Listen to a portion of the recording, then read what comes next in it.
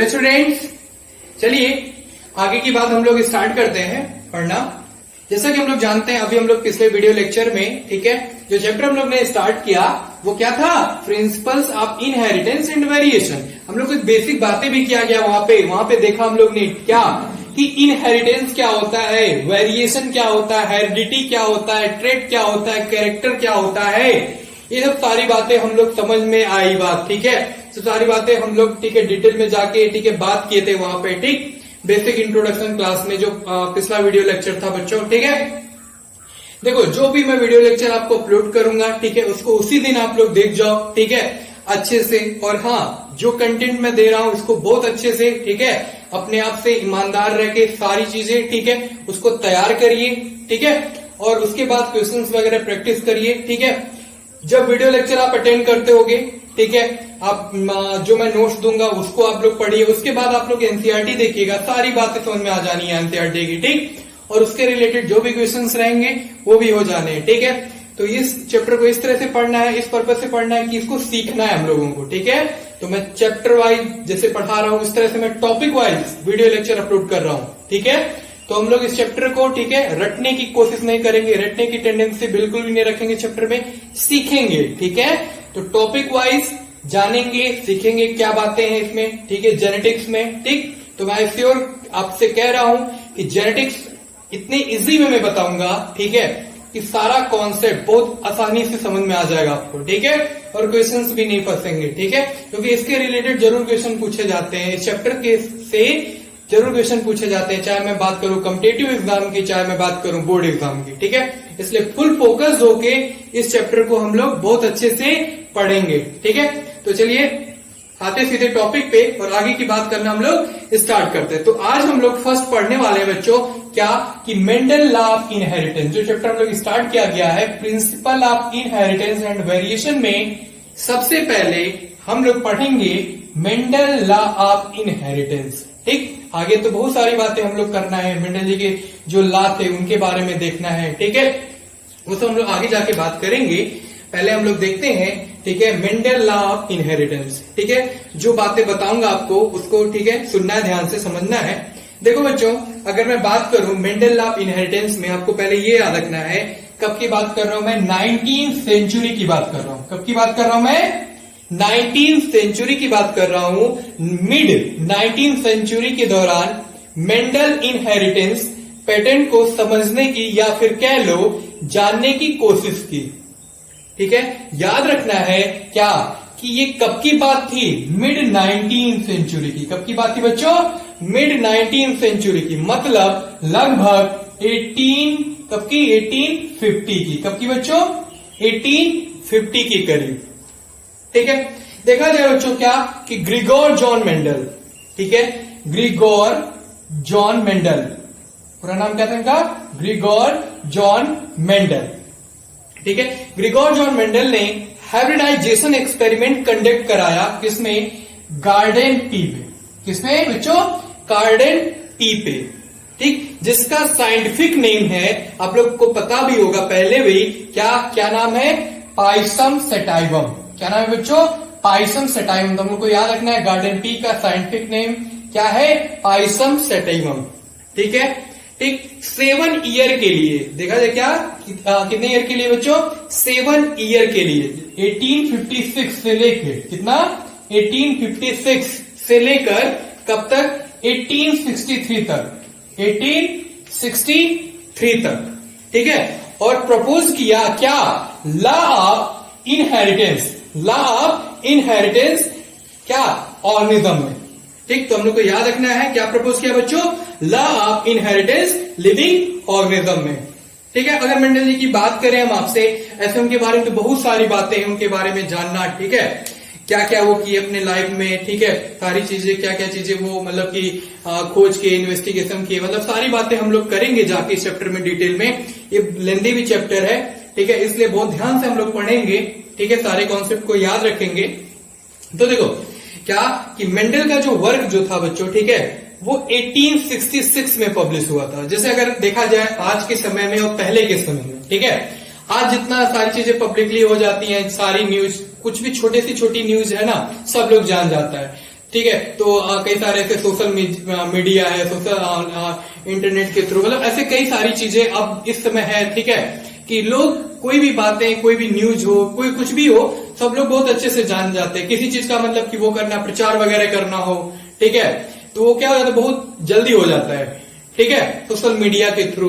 लेकिन पहले के जमाने में देखा जाए, पहले के समय अगर मैं आपसे बताऊं तो इतना ज्यादा वो चीजें नहीं थी। लोग साइकिल्स वगैरह से सारी चीजें, ठीक है, पत्रिका के माध्यम से लोगों तक पहुंचाते थे। ऐसे मतलब कई सारी प्रॉब्लम, मतलब पहले लोग, ठीक है, इस तरह से कई सारी चीजें थी जो आज के समय में और पहले के समय में बहुत सारा मतलब ये था, ठीक है, बहुत ज्यादा टेक्नोलॉजी नहीं था उस समय जो आज के कंपैरिजन में है।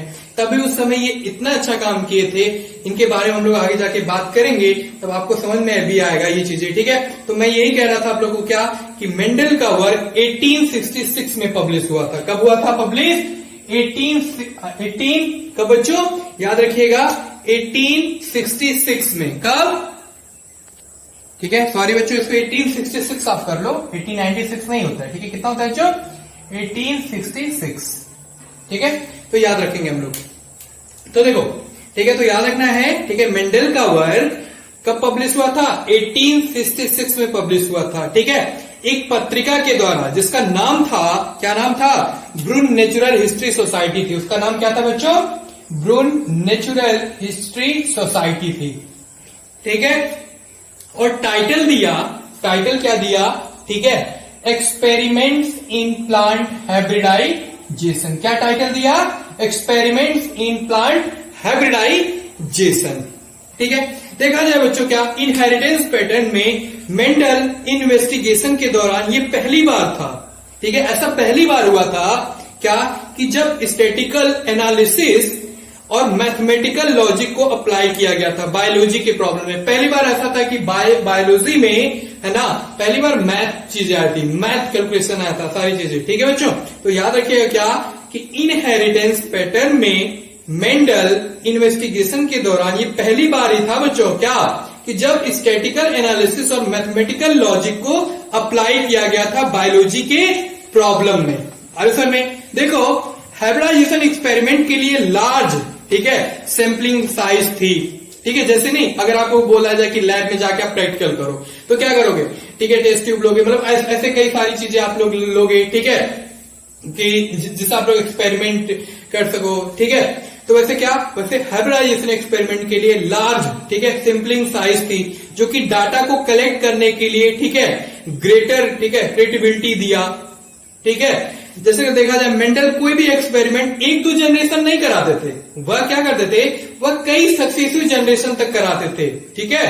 वह क्या करते थे, वह कई सक्सेसिव जनरेशन तक कराते थे, जिसकी वजह से उनको एक कन्फर्मेशन रिजल्ट मिलता था। क्या मिलता था? एक कन्फर्मेशन रिजल्ट मिलता था, और उसी से वो कुछ जनरल रूल बताए थे, ठीक है, इनहेरिटेंस के। किसके बच्चों? इनहेरिटेंस को। और इनहेरिटेंस जरूर आपको पता होना चाहिए, क्या बच्चों? फिर से रिपीट कर दे रहा हूं, ट्रांसमिशन ऑफ कैरेक्टर फ्रॉम, ठीक है, one generation to another generation, या बोल सकते हो आप लोग पेरेंट्स टू प्रोजेनी, ठीक है। तो किसके लिए? तो याद रखिएगा, क्या, उनको क्या, एक कन्फर्मेशन रिजल्ट मिलता था, और उसी से वो कुछ जनरल रूल बनाए थे, किसके? इनहेरिटेंस के, ठीक है। देखो, अगर हम मेंडल जी के बारे में और बातें बताएं आपको, ठीक है, मेंडल गार्डन पी प्लांट में इन्वेस्टिगेटेड कैरेक्टर के दो अपोजिट ट्रेट को लेते थे। जैसे एक लेते थे टाल और एक लेते थे डॉर। टाल प्लांट लिए और डॉर प्लांट लिए, इस तरह से क्रॉसिंग कराते थे, ठीक है, सेल्फिंग कराते थे, जिसकी वजह से एक सेटअप तैयार होता था, ठीक है। क्या करते थे? दो अपोजिट ट्रेट को लेते थे, जिसकी वजह से क्या होता था? एक सेटअप तैयार होता था, या फिर कह लो बेसिक फ्रेमवर्क रूल का, जो कि इनहेरिटेंस पैटर्न को गवर्न करता था, जो कि बाद के साइंटिस्ट के द्वारा और एक्सपेंड किया गया, ठीक है, सभी डाइवर्स नेचुरल ऑब्जर्वेशन के लिए। असल में क्या बच्चों, कि सभी डाइवर्स नेचुरल ऑब्जर्वेशन के लिए, ठीक है, और क्या, और कॉम्प्लेक्सिटी, ठीक है, को इनहेरेंट कर दिया गया था। क्या कर दिया गया बच्चों? इनहेरेंट कर दिया गया था इसमें। बात समझ रहे हो ना आप लोग? ठीक है, तो ऐसे कई सारी बातें थी इनके बारे में जो जानना था आपको। अगर मैं और बातें बताऊं आपको, ठीक है, मेंडल ने आर्टिफिशियल, या फिर आप कह लो क्रॉस पॉलिनेशन, ठीक है, कंडक्ट कराया। सेवरल टू ब्रीडिंग का यूज करके। कितने ब्रीडिंग का यूज करके बच्चों? सेवरल टू ब्रीडिंग का यूज करके। ठीक है। अच्छा, आपको ट्रू ब्रीडिंग पता है? आपको ट्रू ब्रीडिंग मतलब पता है? याद रखना है, ट्रू ब्रीडिंग मीन्स होता है जब कॉन्टिन्यूअस कई जनरेशन तक या फिर कह लो सक्सेसिव जनरेशन सेल्फ पॉलिनेशन कराया जाए। कौन सा पॉलिनेशन कराया जाए बच्चों? सेल्फ पॉलिनेशन कराया जाए। आपको याद होगा जब मैं चैप्टर पढ़ा रहा था sexual reproduction in flowering plant, वहां पे हम लोग पॉलिनेशन जब पढ़ रहे थे, बात कर रहे थे हम लोग, ठीक है, वहां पे कई तरह के पॉलिनेशन हम लोग देखे थे, सेल्फ पॉलिनेशन, क्रॉस पॉलिनेशन देखे थे। ठीक है, वहां पे हम लोग, ठीक है, बहुत डिटेल में जाके पढ़े थे वहां पे, तो याद आ रहा होगा वो सब सारी बातें। ठीक है, जो क्या था यही बता रहा हूं कि ट्रू ब्रीडिंग मीन्स होता है बच्चों क्या, कि जब हम क्या कराएं, सेल्फ पॉलिनेशन कराएं। ठीक है, सक्सेसिव जनरेशन सेल्फ पॉलिनेशन कराया जाए। ठीक है, जो स्टेबल ट्रेट इनहेरिटेंस को दर्शाता है, मतलब एक ही तरह का कैरेक्टर आएगा, उसमें कुछ चेंजिंग देखने को नहीं मिलेगा, जो कि क्या, जो स्टेबल ट्रेट इनहेरिटेंस को दर्शाता है बच्चों। ठीक है, और कई जनरेशन के लिए एक्सप्रेस होता है। मेंडल ने सेलेक्ट किया था 14 ट्रू ब्रीडिंग। अभी मैं टेबल बना के आपको दिखाऊंगा बोर्ड पर। ठीक है, क्या बच्चों, 14 ट्रू ब्रीडिंग पी प्लांट है ना, वैरायटी जो कि पेयर में थे। कैसे थे बच्चों? पेयर में थे। ठीक है, और अगर बातें बताऊं आपको मेंडल जी के बारे में, ठीक है, एक्सपेरिमेंट के सारे कैरेक्टर सेम होते थे एक पेयर कैरेक्टर को छोड़कर। क्या बच्चों? एक पेयर कैरेक्टर को छोड़कर एक्सपेरिमेंट में सारे कैरेक्टर कैसे होते थे? सेम होते थे। ठीक है, ठीक, जो हम लोग कह सकते हैं 7 पेयर कंट्रास्टिंग ट्रेट का मेंडल के द्वारा पी प्लांट में स्टडी किया गया था। ठीक है, जिसको हम लोग एक टेबल के थ्रू समझते हैं। मैं बोर्ड पर इसको इरेज कर दे रहा हूं, आप लोग नोट कर लीजिए इसको। ठीक है, फिर मैं एक टेबल के थ्रू आपको बता देता हूं, जिससे बातें समझ में आ जाएंगी आपको। ओके बच्चों, तो मैं बोर्ड पर बना दिया हूं टेबल, ये आप लोग जरूर नोट करिए, वेरी इंपॉर्टेंट है ना। तो देखो बच्चों, कितने देखो पेयर में कितने हैं, देखो एक्सपेरिमेंट के सारे कैरेक्टर देखो सेम होते हैं। ठीक है, एक पेयर कैरेक्टर को छोड़ गए, तो देखो जो हम लोग कहते थे क्या, 7 पेयर कंट्रास्टिंग ट्रेट। ठीक है, किसका? मेंडल जी का। तो देखो 1 2 3 4 5 6 7। ठीक है, हर सबने, ठीक, देखो पी प्लांट में, ठीक है, जब स्टडी किया गया था, ठीक है, तो इनको क्या, ठीक है, इस तरह से 7 कैरेक्टर आपको दिख रहा है ना, दिख रहा है ना, अच्छे से इसको आप नोट कर लो। और ये कंट्रास्टिंग ट्रेट, तो देखो एक टाल है, एक डॉर्फ है, वायलेट तो व्हाइट, ठीक, एक्सियल टर्मिनल, इन्फ्लेटेड कंस्ट्रिक्टेड, ठीक, green yellow, round wrinkled, yellow और ग्रीन। दिख रहा है आप लोग को क्या, कि 7 पेयर कंट्रास्टिंग ट्रेट का, ठीक है, मेंडल के द्वारा बच्चों पी प्लांट में स्टडी किया गया था। ठीक है, इस तरह से हम लोग इसको याद रखेंगे। ठीक है, मैं आगे जाके सब कुछ बताऊंगा इसको। ठीक है, क्रॉसिंग करा के दिखाऊंगा, ठीक है, सेल्फिंग करा के आपको बताऊंगा। ठीक है, ठीक, सारे एक्सपेरिमेंट कैसे ये किए थे, कैसे हाइब्रिडाइजेशन, ठीक है, सारी बातें हम लोग आगे जाके चैप्टर में करने वाले हैं। ठीक है, तो इसको आप लोग नोट कर लो, क्या, contrasting trait study of Mendel in P plant. ठीक है, जिसका साइंटिफिक नेम है क्या बच्चों, पाइसम सैटिवम। ठीक है, पाइसम सैटिवम, हम लोग को याद रखना ये बातें। ठीक है, तो वेरी इंपॉर्टेंट आज का जो वीडियो लेक्चर आपको दे रहा हूं, ये वीडियो लेक्चर आप लोग, ठीक है, बहुत अच्छे से, ठीक है, समझ के इसको तैयार कर जाइएगा। ठीक है, अब हम लोग मिला जाएगा अगले नेक्स्ट क्लास में, फिर आगे की बात करना हम लोग स्टार्ट किया जाएगा। वहां पे हम लोग, ठीक है, क्रॉसिंग करा के टेक्निक हाइब्रिडाइजेशन एक्सपेरिमेंट का क्या है वहां पे कराकर हम लोग देखा जाएगा। ठीक है, क्या आर्टिफिशियल है, क्या मतलब सेल्फ पॉलिनेशन है, ये सब सारी बातें हम लोग करेंगे और पी प्लांट को लेके। ठीक है, तो चलिए आज की क्लास में इतना ही बच्चों, फिर मिलते हैं हम लोग अगले नेक्स्ट क्लास में, फिर आगे की बात करना हम लोग स्टार्ट करेंगे। ठीक है, ओके बच्चों, थैंक यू।